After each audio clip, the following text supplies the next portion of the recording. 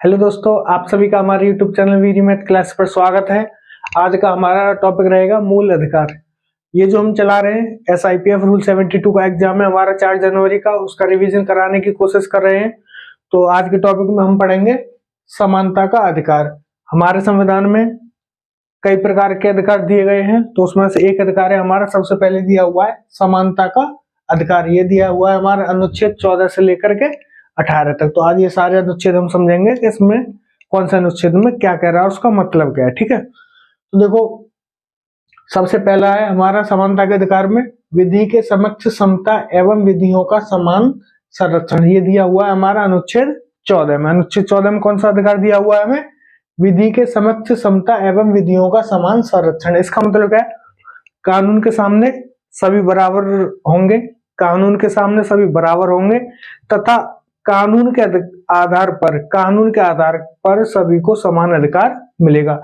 कानून के सामने सभी बराबर होंगे तथा कानून के आधार पर सबको समान अधिकार मिलेगा। दो चीजें हुई है इसमें।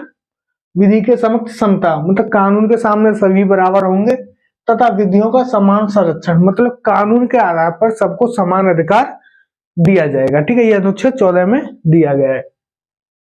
अगला अधिकार है हमारा धर्म, मूलवंश, जाति, लिंग और जन्म स्थान के आधार पर विभेद का प्रतिषेध। ये अनुच्छेद 15 में। अनुच्छेद 15 में क्या बोला है? धर्म, मूलवंश, जाति, लिंग या जन्म स्थान। तो धर्म का मतलब क्या है? भारत में अलग अलग धर्म के लोग रहते हैं, तो किसी भी धर्म के आधार पर किसी भी तरह के लोगों के साथ कोई भी विभेद सरकार नहीं करेगी। मूल वंश के किसी का जन्म किसी वंश में हुआ है, कोई ऊंचे वंश में, कोई निम्न वंश में, मतलब कोई बहुत बड़े राजा के घर पैदा हो रहा है, कोई गरीब के घर पैदा हो रहा है, तो इस आधार पर भी कोई विभेद, कोई भी अंतर नहीं दिखाएगा हमारा सरकार बोले तो हमारा भारत सरकार या राज्य सरकार। ठीक है। जाति, भारत में अलग अलग जाति के लोग रहते हैं। पहले हमारे देश में जातिवाद बहुत बड़ा हुआ था, आज के समय भी है, लेकिन पहले की अपेक्षा बहुत कम हुआ है। लेकिन हमारा जो संविधान है सबको समान अधिकार देता है, तो जाति के आधार पर भी किसी के साथ कोई भी विभेद नहीं किया जाएगा। लिंग के स्थान पर स्त्री या पुरुष के रूप में या हमारे ट्रांसजेंडर होते हैं, इस आधार पर किसी के साथ अलग अलग तरह का व्यवहार नहीं किया जाएगा, सभी लोग समान होंगे। और जन्म स्थान के आधार पर, जन्म स्थान का मतलब क्या है?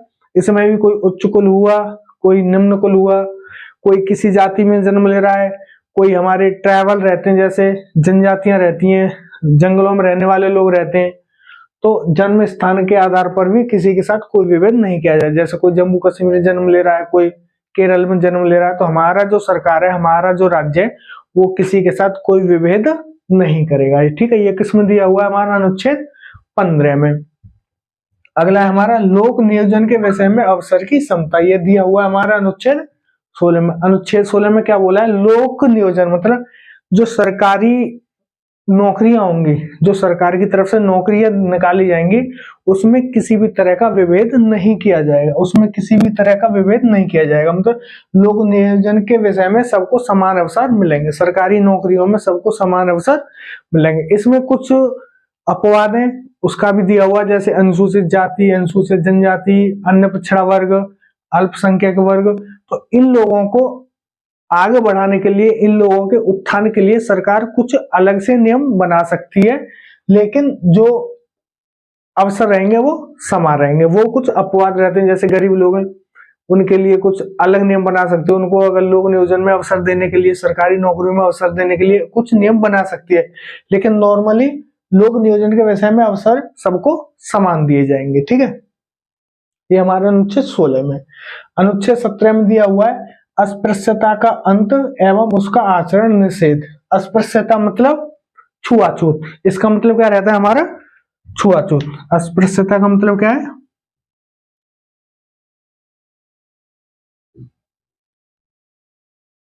छुआछूत। ठीक है, अस्पृश्यता, पहले हमारे देश में छुआछूत बहुत थी। लोग अगर किसी नीची जात के लोग ने किसी के बर्तन से हैंड लगा दिया, हाथ टच कर दिया, तो वो बर्तन वो उच्च जात वाले लोग थे वो यूज नहीं करते थे, ये छुआछूत थी। नीची जात वाले लोग, नीची जात वाले कौन से?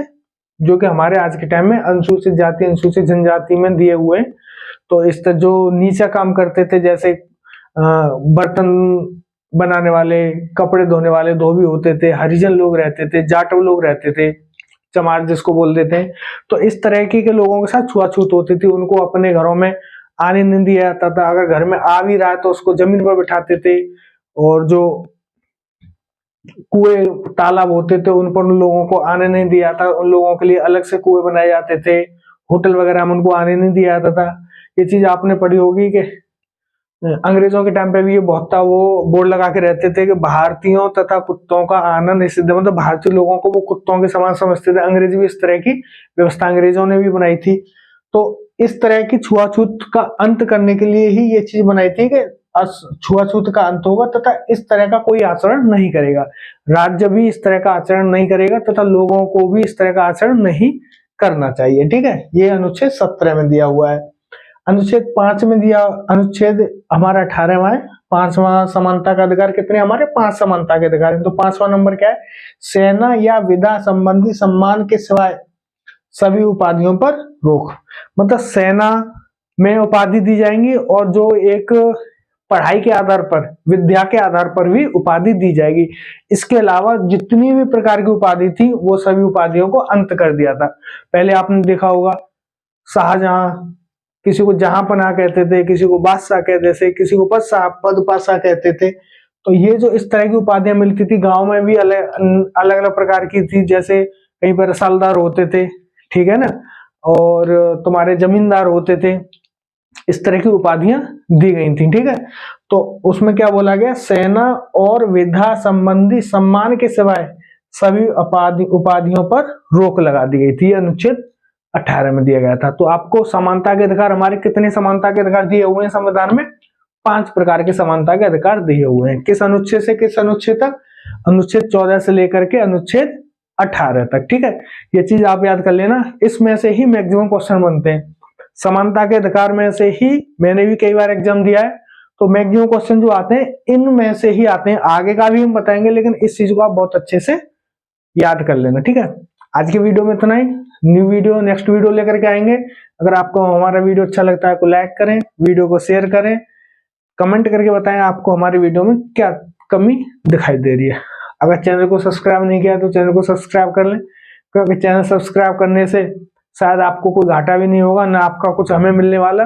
बस हमारी, अगर जो हमारा चैनल है उस पर लोग जुड़ेंगे, हमारी फैमिली बड़ी होगी, तो थोड़ा सा हमको अच्छा लगेगा, मोटिवेशन मिलता है, और हम वीडियो बनाने की और कोशिश करते हैं कि हमारा वीडियो ज्यादा लोग देख रहे हैं, पसंद आ रहे हैं, हमारी फैमिली बढ़ रही है, तो हमको थोड़ा मोटिवेशन मिलता है। धन्यवाद, जय हिंद।